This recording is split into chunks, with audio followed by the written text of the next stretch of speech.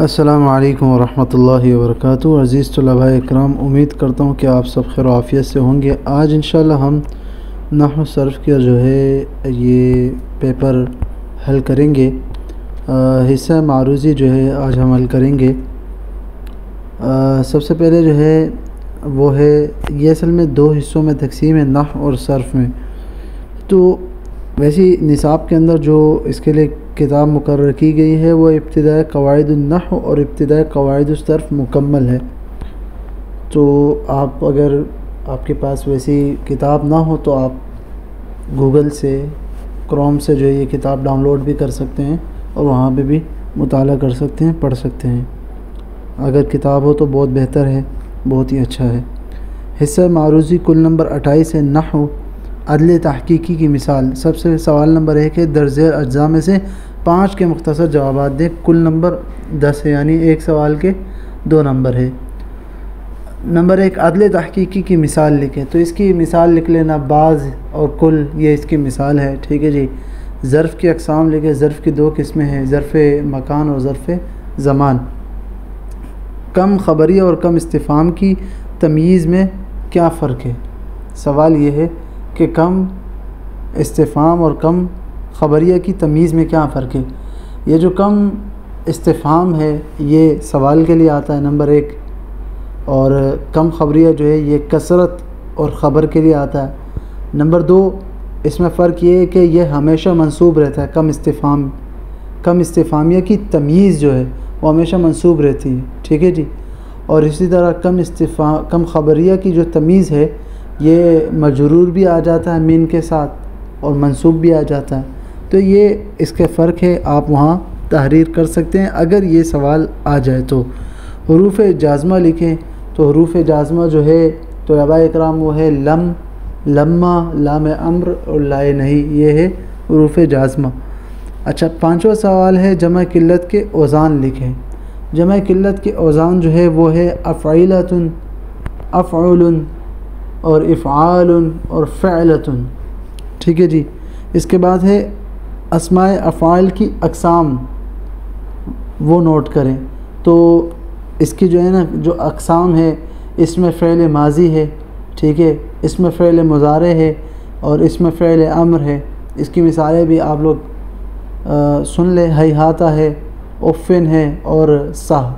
ہیہاتہ اس میں فعل ماضی کی مثال ہے، فعل مضارع کی مثال افن ہے اور فعل امر کی مثال سہ ہے۔ اسی طرح اس کے بعد جو ہے وہ ہے سوال نمبر 2، درج ذیل جملوں میں سے صرف 4 جملوں میں درست جملے پر صحیح کا نشان اور غلط پر کاٹس کا نشان لگائیں۔ کل نمبر 4 ہے۔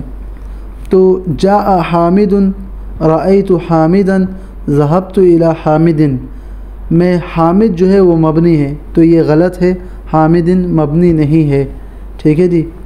اسی طرح دوسرا ہے ذهبت الى مساجدی، میں لفظ مساجد پر کسرہ غلط ہے کیونکہ لفظ مساجد غیر منصرف ہے، جی بالکل ایسے ہی ہے، اس پر صحیح کا نشان آپ نے لگانا ہے۔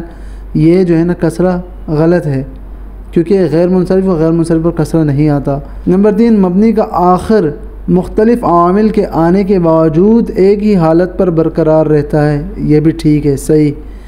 اچھا، الا کے بعد مستثنیٰ کے اعراب کی 2 صورتیں ہوتی ہیں، یہ غلط ہے۔ جو مکسر بنانے کا کوئی خاص قاعدہ مقرر نہیں، یہ صحیح ہے، ٹھیک ہے جی۔ اس کے بعد جو ہے وہ ہے صرف۔ حصہ معروضی میں اب 2 سوال جو ہے وہ صرف کے ہوں گے۔ تو سوال نمبر 1، درج ذیل اجزاء میں سے 5 کے مختصر جوابات دے۔ کل نمبر 10، یعنی ہر سوال کے 2 نمبر۔ اسی طرح سب سے پہلے آپ نے تصغیر کی تعریف کرنی ہے، تو علم الصرف میں آپ جو ہے تصغیر کی تعریف دیکھ سکتے ہیں۔ نمبر 2، 6 اقسام سے کیا مراد ہے؟ 6 اقسام سے مراد فعل ماضی معلوم، فعل ماضی مجہول، فعل مضارع معلوم، فعل مضارع مجہول، فعل امر اور فعل نہیں ہے، یہ 6 اقسام سے مراد ہے۔ اسی طرح 7 اقسام کسے کہتے ہیں؟ فعل ماضی، مضارع، امر، نہیں، مصدر، اسم فاعل، اسم مفعول ہے۔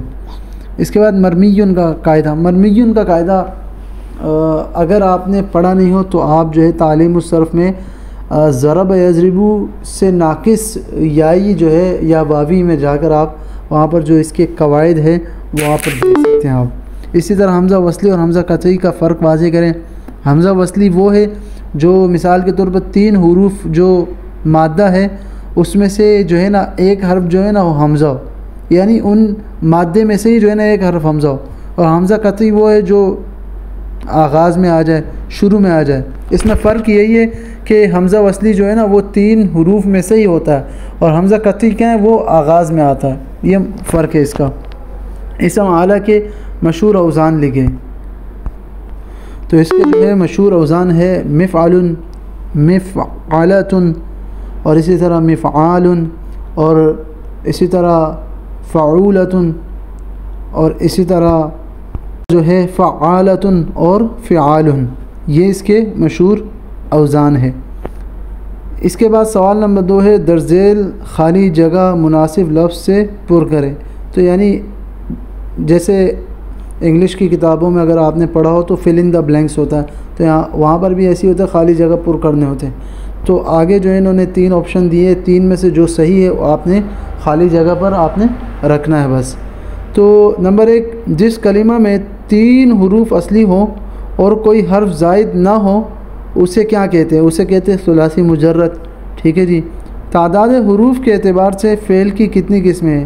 تعداد حروف کے اعتبار سے فعل کی 2 قسمیں ہیں، ٹھیک ہے۔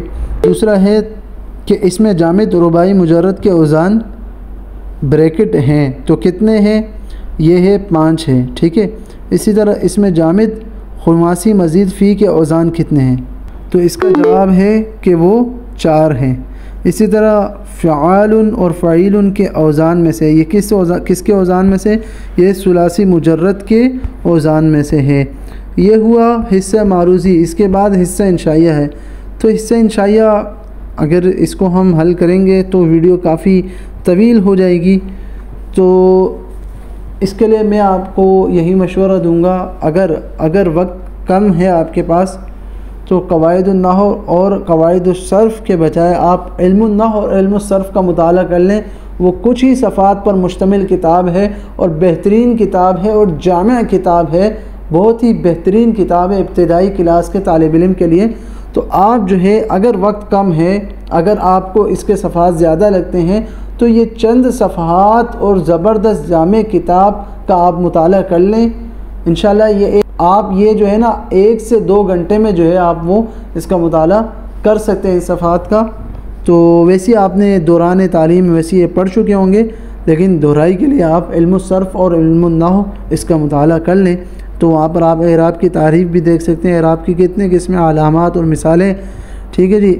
اچھا، مرفوعات، اسماء مرفوعہ کی تعداد اور مرفوعات ضرور یاد کیجئے، منصوبات ضرور یاد کیجئے، اور سب کی تعریفیں اور ایک مثال ضرور اس کو یاد کیجئے گا، ٹھیک ہے جی۔